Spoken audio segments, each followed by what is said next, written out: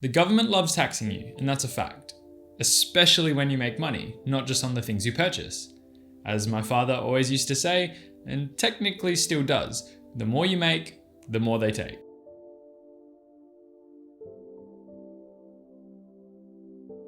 Welcome back to my channel. My name is Reese, and in today's video, I'm breaking down the topic of capital gains tax, what it is, how it works, and how to avoid paying tens of thousands, if not hundreds of thousands of dollars on money that you make with your investments, and how to work money that you may lose from your investments into the equation of basically paying the least amount of tax. When you sell an asset such as shares, real estate, and technically now cryptocurrency, you will either make a capital loss or a capital gain on that investment. The capital gain or loss is determined by what the original purchase price was and what you have left over after you equate for that amount of money. To set the scene, let's do a quick example. Let's talk capital gains first. So let's say you buy an investment property for $400,000 and within 1 month you sell it for $500,000. Therefore, once you take away the original price of $400,000, which is what it cost you to purchase the house, how much are you left with? $100,000. Because you've sold it for $100,000 more. So you have made a capital gain of $100,000. So now let's do the reverse. So let's do a capital loss. Let's say you buy an investment property for $500,000 and you have to sell it within a month for some circumstances or for some reason. Let's say you sell it for $400,000 now because you had to quickly do a sale and you unfortunately couldn't put the time and effort in to make a profit. So now what's happened is after we take away the original purchase price of $500,000, what are you left with? Minus $100,000. Therefore, you have now made what is called a capital loss of minus $100,000. Now, regardless of if you make a capital gain or a capital loss, you will need to declare that income or loss of income on your annual income report or tax return. This is probably and most likely going to all go through your accountant, but just understanding what the capital gain or capital loss is important. Regardless of if you're an individual selling this or a business, doesn't matter, it has to be declared as part of your tax return. Now here's where it gets interesting. If you make a capital gain, you will probably and most likely need to pay tax on that money. The amount of tax I'm going to get to in a minute, but just understand that you probably will. If you make a capital loss, however, you will potentially be able to declare or claim a deduction, and I want to be very specific here, only against other capital gain profits. You will not be able to claim a deduction for a capital loss against your own personal income or your own tax return. It will only be able to be against other capital gains. So let's say I sold some shares and I sold a house in the same year. I sold the house for a capital loss. So I have some capital loss money here that I could potentially fight the share sales to basically wither down the amount of tax I would need to pay on the profit from those shares.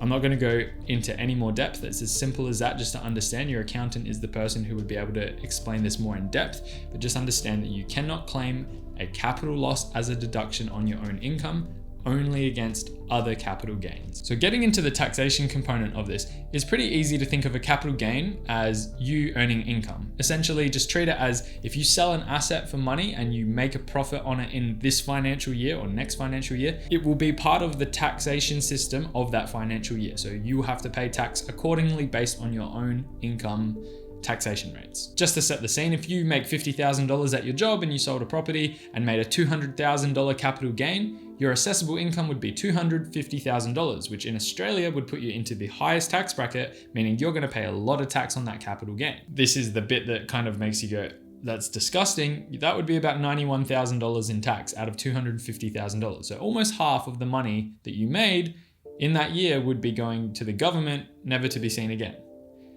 And while I like the idea of how taxation money can help an economy build roads and infrastructure and things like that, it's still a lot of money for someone to have to pay as like a fee because of the country's laws. And now leading into this component of the video, I really want to stress that capital gains tax isn't automatically withheld. If you sell an asset and that money comes into your bank account, you need to make sure that you are aware of how much tax you're going to be paying on that money and setting it aside for the time or when the time comes that you're going to have to pay that money to the government. Otherwise, you're going to get a really unexpected bill that you're not going to be able to pay for if you don't plan accordingly. So with the taxation component out of the way, what specific assets do not count as a capital gain if you were to sell them?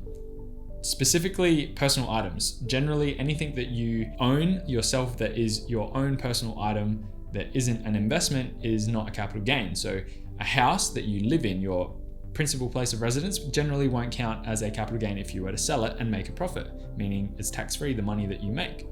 Cool. Things like your car, your furniture, collectibles, any personal items or assets essentially. So that is the general rule of thumb. For a more in-depth list, I'm sure the ATO would have a page that would definitely describe all of these things, but just understand as a rule of thumb, if it's a personal item, something that you're not using to make money, it's not a profiting item, if you sold it, it would just be like a normal sale. No tax should need to be paid on it because it's your own personal item. Something just to note quickly is that the capital gain or capital loss actually doesn't take effect until you sell the item, and this can be a little bit iffy with things like real estate. If I was to sell my investment property, from the moment a contract is signed, that's when the capital gain would take effect, not from the day of settlement. Meaning if you were going to cross paths with a new financial year and you signed a contract in June, but settlement wasn't until August, you would have to pay tax as part of the financial year of earlier than June, not the following financial year. Something that can definitely catch people out and something to just be wary of. There are in Australia some tips and tricks that actually help you to avoid paying more tax than you might necessarily need to with capital gains. So let's use housing and investments such as shares as an example. In Australia in particular, if you were to hold an investment property or shares that you had purchased for over 1 year, instead of paying tax on 100% of the profits as you normally would, you will only pay tax on 50% of the profits, basically giving you a nice little boost and basically avoiding paying a lot of tax for just holding that asset for longer than 1 year. So if you made $100,000 on the sale of a home, you would need to pay tax on 100% of the profit. So $100,000 is what you'd have to pay tax on if you sold it within a year of owning it, which would come out to be about $21,000 to $24,000 just off the top of my head. Whereas if you held it for a year and you sold it for the same amount, you would only need to pay tax on $50,000 because it's half of the profits, 50% of the profit, which would bring you down to about $6,000 for that chunk of money, which is significantly less. And it's why lots of investors hold their assets for long periods of time, because generally it's better taxation wise to do that, especially when you're talking about large sums of money, which property is a great example, something that's super expensive and something that can definitely be very costly even after you sell it and even after you make money on the investment. Like I said earlier in the video, but to just be really specific, the rate of taxation is exactly as the Australian taxation rates are applied. So if you make over the top bracket because you sell your property and you make a heap of money, you're going to be falling into that top taxation bracket, paying 45 cents on the dollar for every dollar you earn over $180,000. A great example of this is with Bitcoin. I'm sure that word has been popping up left, right, and center at the moment because it's just popping off. Realistically, if you were someone who invested in Bitcoin early days where they were only like $20 each, they're like $20,000 now at the time of recording this video, which is just insane. It's an all-time high. And realistically, the value of that coin today, selling it, the capital gain you'd be making is like $19,980 for every single one you sold. We're talking millions of dollars being earned here, and some people would be paying so much tax on these as a capital gain that it's not even funny. It's just a ridiculous amount of money. So something to be wary of, and it's just a great example to show you how quickly someone can really profit from their investments, but technically end up having to pay half of that profit in tax. So the 3 key takeaways from this video are to make sure that you're aware of what you're purchasing investment-wise and keeping track and records of all of the money coming in and out of the accounts, whether it be rent, whether it be dividends from your shares, whether it be you selling, buying, when you sold, when you bought.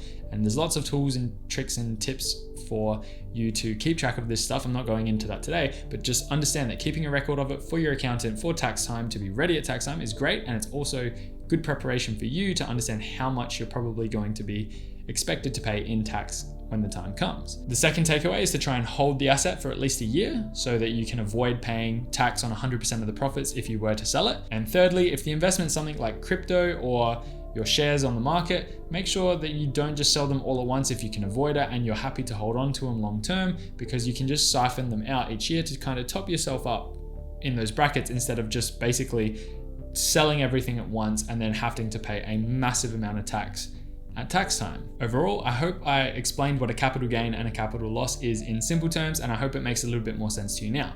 Don't forget to like and subscribe if you like this type of content from me. It really helps the channel out. And as always, I will see you in the next video.